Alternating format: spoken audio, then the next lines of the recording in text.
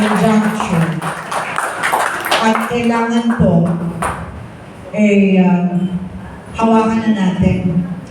Because we might be able to turn the tides. Hindi po ba? We might. Diba? So, meron nagtanong sa atin kanina. Sabi na, alam mo, narinig ko ng lahat.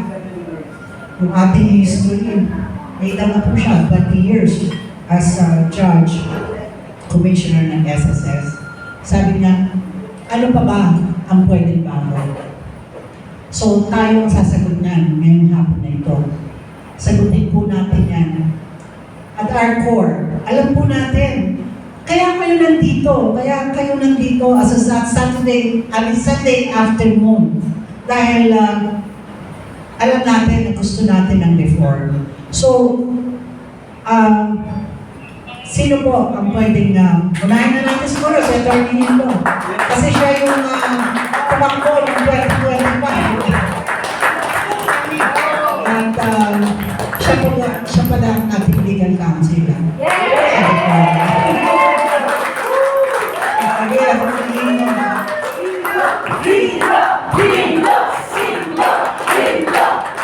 Salamat ka, Vivian. Nung naparinggan natin si Doc Edwin, para tayong bumalik sa elementarya at high school. Pero sa ating pag-uusap, kailangan rin natin mapag-aralan ang kasaysayan dahil ang problema ng ating bansa ngayon, paulit-ulit. Yung sinabi niya nung panahon ni Andres Bonifacio at ni Emilio Aguinaldo, ang kalaban ba ng mga Pilipino ay mga dayuhan lang? Ang masakit, ang pinakakalaban natin, kapwa Pilipino at ang ating sarili. Tignan ninyo ang nangyari kay Tatay Digong. At sa mga dati nating kasama na nagsisigaw noong 2014 hanggang 2016 ng Duterte. Nasaan sila ngayon? Yung iba nasa kabila. At yung iba siya pang nangikipit kay Tatay Digong. Sa ating narinig, ang kalagayan ng Pilipinas ay sinabi ni Doc Edwin. Yung ating nararamdaman, sinabi niya rin. At yung helplessness, at yung iba mas malala, hopelessness, nararamdaman natin. Na-trap ako ngayon sa sitwasyon ko. Hindi ako mayaman, isa akong trial lawyer, pero hindi ko mabitaw-bitawan itong politika sa ngayon. Dahil sa inyong suporta, yung isang attorney-in-law na hindi mayaman, nakakuha rin ng isang respectableng boto. At sabi ng iba, na yung mga Duterte 10, nanalo raw. Kaso, hindi naging malinis ang eleksyon. Malalaman lang natin yan kung magkaroon ng isang masusing investigasyon na gagawin ang Senado tungkol sa 2025 election. Ano ang sitwasyon ng Pilipinas ngayon? Yung sinasabi, tayo nasanay sa personality-based politics. Tayo nasanay sa ayuda politics. Tayo nasanay sa mga leader ng kanya-kanyang lugar kung saan may mga utang na loob ang karamihan sa mga masang Pilipino. At yung hindi masa, ginagawang negosyo ang politika. Kung yung ugali natin ay patuloy na ganyan, sa tingin nyo may pag-asa pa bang mareforma ang Pilipinas? Kaya nga, nandito tayo ngayon kasi kahit masakit sa ating damdamin ang mga naranasan natin at yung nakikita sa larangan ng politika, nagbibigay pa rin tayo ng pag-asa na ang ating bayan ay dapat huwag nating pabayaan at ipaglaban natin. Laban sa kapwa Pilipino. Itong reforma, pag itinayo natin ito, anong direksyon nito? Sasabihin lang ba natin sa ating mga seminar, sa ating mga pag-uusap, ang problema ng bansa? Sasabihin natin korupsyon, sasabihin natin kahirapan, sasabihin natin ang pagsamantala ng mga leader natin. Pero yung tanong ko, anong gagawin natin? Anong gagawin natin? Alam natin ang problema, anong gagawin natin? Kaya ba natin labanan ng sistema kung saan may vote buying? O tumakbo si sana Gobernador Densing na.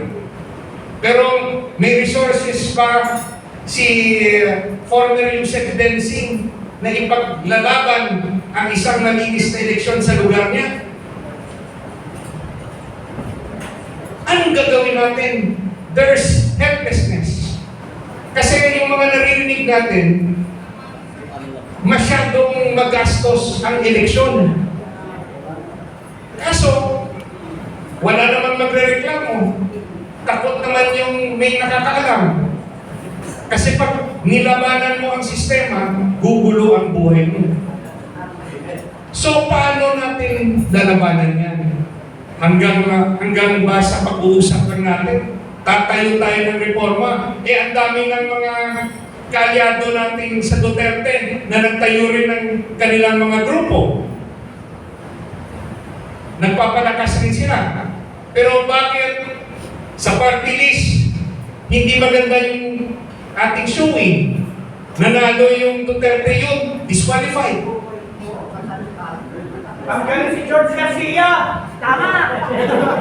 Ang sa aking tingin, kung itanong nyo sa akin, saan o ano ba ang direksyon ng ating grupo?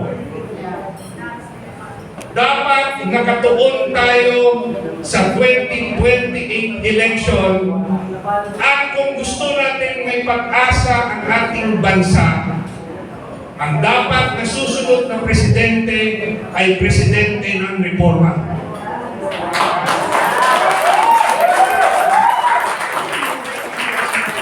Maghanap tayo ng isang leader na ating susuportahan na dapat iluglog bilang presidente.